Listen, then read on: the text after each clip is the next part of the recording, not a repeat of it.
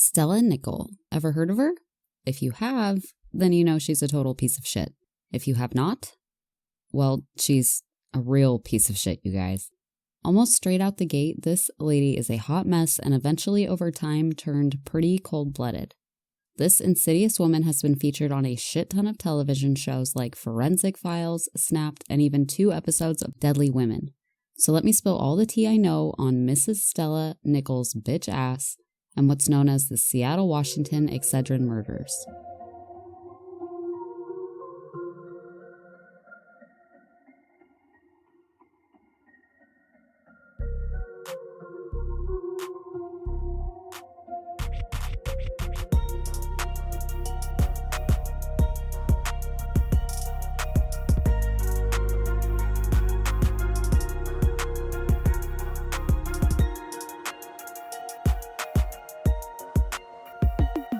What's up, guys? It's your girl Ginger, the true crime queen. I'm reminding you now that listener discretion is advised. The dark nature of this show is not suitable for little ears or those who are sensitive to graphic material. But without further ado, let's get it.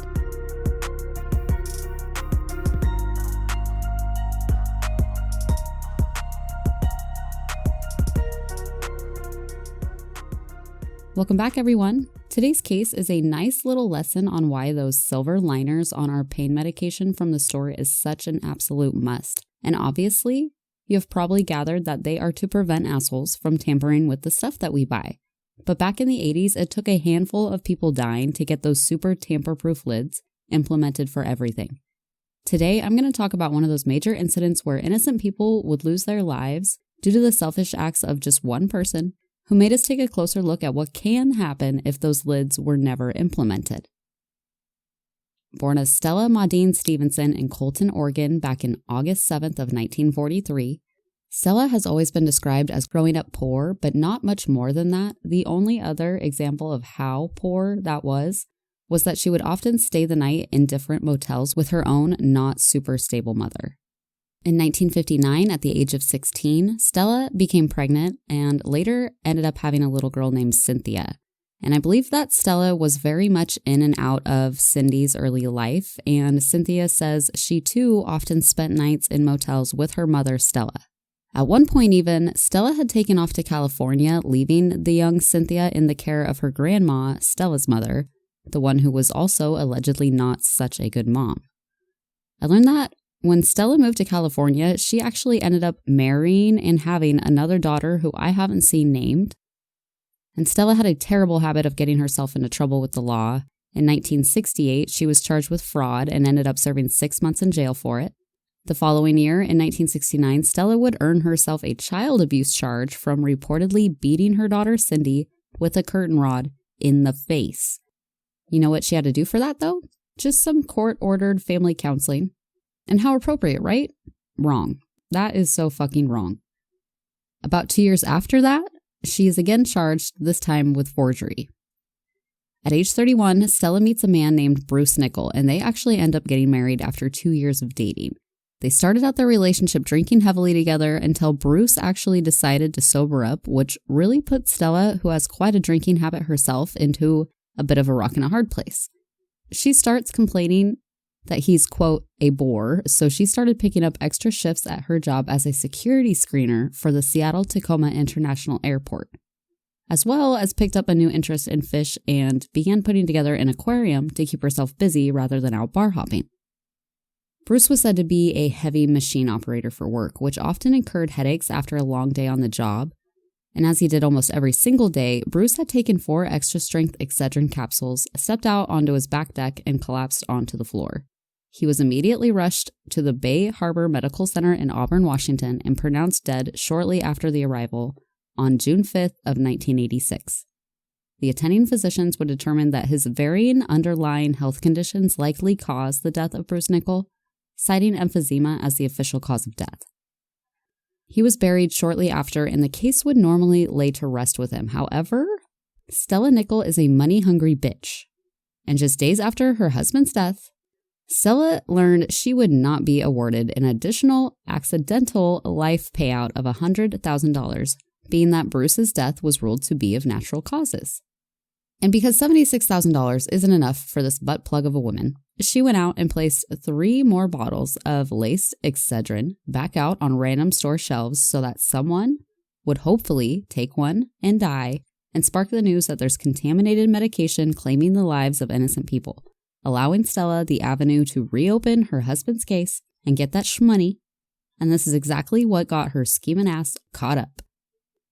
So 5 days later, on the early morning of June 11th, Sue Snow, a recently remarried, beautiful mother of 2 teenage daughters, as well as the successful vice president at a local bank in the area, was getting ready for work at her bathroom vanity when she took 2 Excedrin capsules around 6:30 a.m. Her 15-year-old daughter then came to find her mother on the bathroom floor, eyes open, semi-rolled back. She said appearing absolutely frightened and that her fingers were clenched really tight. With a slight pulse at the time of the ambulance arriving, she was also rushed to the Bay Harbor Medical Center, where she passed shortly after arrival as well. And being that she was only a 36-year-old woman in seemingly great health, a more thorough autopsy was to be performed. And upon dissection, the attending assistant autopsy technician physically smells the telltale signs of cyanide poisoning, the sickeningly sweet smell of bitter almonds, and subsequent blood tests of Sue Snow would confirm the presence of cyanide in her system, indicating that her death was a direct result of acute cyanide poisoning. What's really interesting about that little bit, though, is that it's reportedly only 20 to 40% of the population has that gene that allows them to smell the sweet scent of bitter almonds, or more specifically, the smell of cyanide. So had a different autopsy technician had been the one working on Sue Snow that day, the presence of cyanide might not have ever been discovered. It just so happens that as police become aware of this information about the cyanide in Sue's blood, Sue Snow's own sister had realized something odd about the Excedrin herself when she went to take some before her sister's funeral. She found it odd that they were encapsulated forms rather than Sue's preferred tablet form. Upon questioning, investigators focused a little more on Sue's new husband, who admitted that he was the one who recently asked them to try capsules instead of tablets. Upon testing, 3 of the 60 total capsules left were said to contain 4 times the amount of necessary cyanide to kill someone. Sue's teenage daughter Haley also pointed out a few things that didn't sit right with her at the time about her stepdad that actually even had her suspecting his possible involvement. But luckily for him, Stella Nickell fucked up many times during her attempt of what she thought would be the perfect crime. After police went out and combed every single store in the Auburn, Washington area, they found 2 additional bottles found to have evidence of tampering. So obviously, as a precaution, the manufacturer of Excedrin pain medication, Bristol-Myers, then urged an immediate recall of all their products from the store shelves in Washington state, later the entire country. The commissioner of the FDA even cautioned those who had previously purchased Excedrin to not take it and just dispose of it, just as a precautionary. Fearing the very similar yet unsolved case of the 1982 Chicago area Tylenol murders, the FBI feared this was a copycat criminal, but still had to confirm that cross-contamination wasn't an inside job of some sort either. So they actually fly down to Morrisville, North Carolina, where the contaminated lots of Excedrin were packaged for distribution. And after a thorough inspection, they came to find no presence of cyanide within the entire plant, eliminating the possibility of someone there being responsible for the tampering. Soon after, though, a $300,000 reward is being offered by a group of drug companies that are affected by the recall for any information leading to the person or persons responsible for tampering with consumer products, now that it's been confirmed it's not a manufacturing error. Well, not long after the media scare of the poisoned Excedrin hits the news on June 19th, Stella fucking Nickell takes the opportunity she's been waiting for to inform the authorities that the recent death of her husband might also be connected to the recall, being that he actually died shortly after taking some Excedrin actually. Investigators come straight to Stella's home where she hands over 2 bottles of Excedrin that she claims she purchased from 2 different stores at 2 different times. And both of those fucking bottles tested positive, you guys. So police and FBI are obviously like, what are the fucking odds of that? We can only find 5 bottles in the entire country that seem to have been tampered with, and yet this woman had the extraordinary luck to just so happen to buy 2 of them. She's either legit the unluckiest woman ever, or she might just have something to do with it. So the police opt to offer both Sue Snow's husband as well as Stella Nickell the opportunity to take a polygraph test to clear themselves of suspicion in the now considered product tampering investigation. Sue's husband accepts this offer and actually passes, clearing him from the list. However, Stella would continually refuse offers to take a lie detector test, citing that she was too emotionally upset over Bruce's death to accept a polygraph examination. But that does not stop her from filing a wrongful death suit along with Sue Snow's husband in the hopes of taking Bristol Myers to court for the deaths of their spouses. So upon further analysis of the actual capsules themselves, and they reportedly x-rayed some like 70,000 recalled pills, the forensic testing finds these tiny green-colored crystals somewhat mixed in with the cyanide powder. Forensic analysis were able to determine that the green crystals they were finding were actually a commercially produced algicide found to be branded Algae Destroyer. Investigators now believe that it's possible Stella might have stupidly crushed up her Algae Destroyer tablets within the same mortar and pestle that she used to crush up the cyanide in, and obviously didn't bother to wash them between uses. So she unknowingly cross-contaminated the cyanide and the algicide when doing the dirty deed. Investigators then go out and comb about 58 different places, they said on one show, to local pet stores and aquarium shops in the area, hoping to find someone that would remember Stella's face and possibly who sold it to her. They get lucky when the owner of the fish gallery recalls dealing with Stella and informs them that he likes to tell all the customers that buy this particular product that it works much better in the fish tanks if you crush it up rather than just drop it in the tablet. So police are like, oh my fucking god, you guys, we have this bitch in the bag, but we need more. So they begin looking at her recently paid out insurance claims, finding additional ones that had been denied. It seems as though Stella had multiple claims on Bruce's life, totaling to about $76,000. There was another with an additional $100,000 payout in the event of an accidental death. Oh, well, this is making a lot of sense now. The FBI takes these signed documents to their handwriting analysts, and he finds that at least 2 of Bruce Nickell's signatures on 5 documents total had, in his opinion, appeared forged when compared to his driver's license and other signature samples. This handwriting analysis went further to explain that some of the forged characteristics actually match those he found within the signatures of Stella herself on the same documents. And I'm sure her prior history of forgery charges are not looking good right now, but just saying.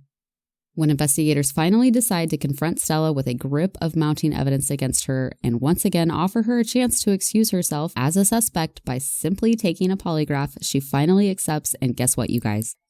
She failed! I bet you thought I was going to say passed, but nope, she failed because she's guilty as fuck, you guys. And motherfucking Cindy, her daughter, for the win, y'all, because she actually came forward to police in January of 1987, just a couple months after her mom failed lie detector tests, and spills all the damn tea she has on her mom. Which good for her, because remember that one time that Stella beat her in the face with a curtain rod? Yeah, Stella had it coming. Her daughter Cindy informs police that as mother and daughter, Cindy had often engaged in conversations with her where she would state she wanted Bruce dead. Cindy tells them her mom Stella even tried to do it once before, but tried using a different poison and was unsuccessful. Her mom would talk about all the ways they could spend the insurance money after he was gone, and even told them that they could probably find her fingerprints all over some of the books from the public library regarding the topic of poisons and cyanide. So, of course, they go down to the Auburn Public Library, and upon being subpoenaed, investigators learn that Stella had previously checked out multiple incriminating titles, seizing them and, yes, locating her fat fingerprints all over the pages covering cyanide. She even checked out one book called Human Poisoning from Nature and Cultivated Plants, which was at that point actually still overdue and most likely in her possession. So like real fucking casual Stella. Finally, Stella Nickell is officially indicted by a federal grand jury and subsequently arrested on December 9th of 1987 on 5 counts of product tampering, 2 of those resulting in the death of Bruce Nickell and Sue Snow.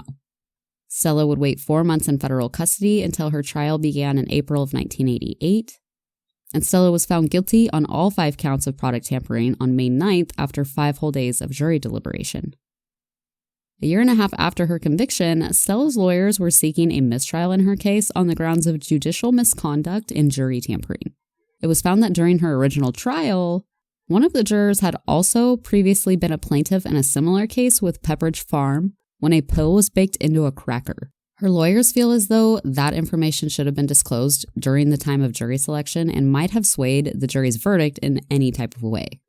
This petition for a mistrial was obviously denied by the U.S. Court of Appeals, but her lawyers tried a different route in the second attempt in 2001, citing that the FBI actually withheld some very crucial documents from the defense at the time of her trial, but this was also denied. Stella Nickell was ultimately sentenced to 2 terms of 90 years for the counts of tampering that led to death, and then 3 10-year terms for the additional counts of product tampering, all to be served concurrently, as well as what was described as a small fine. But also, she had to forfeit her remaining financial assets to the families of her victims. And overall, I would think that means that she got about 210 years total, and she was somehow eligible for parole in 2018 when she was a dried-out 75 years old. But she's still currently housed at the all-women minimum security federal correctional institution of Dublin, California, which is apparently in the San Francisco area of Cali. She does not have any current parole hearings scheduled, but she does have a projected release date, actually, said to be another 20 years on July 10th of 2040, when she is 97 years old. Stella has always asserted that she was wrongfully convicted. She claims that her daughter, Cynthia, only made up lies about her mother's involvement to be rewarded with the $300,000 that was being offered, which Cindy did reportedly receive about $250,000 of that.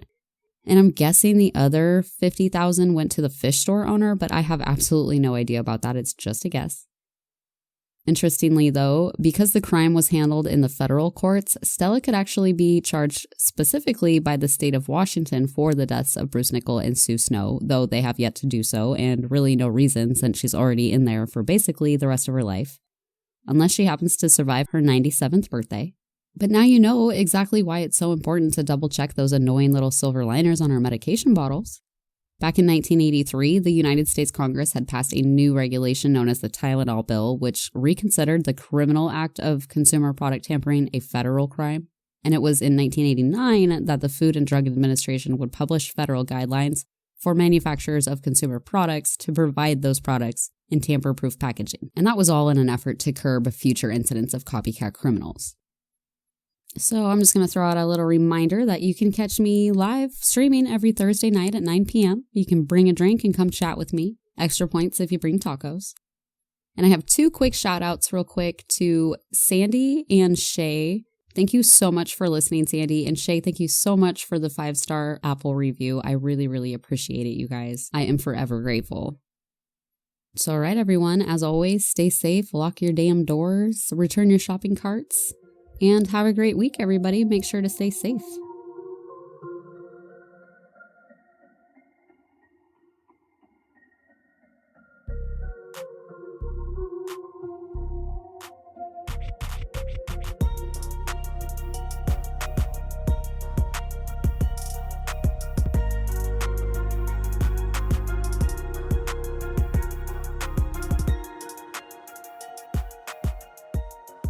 That was the tea. I hope you enjoyed my rendition of the story, and if so, please tell all your creepy friends about it.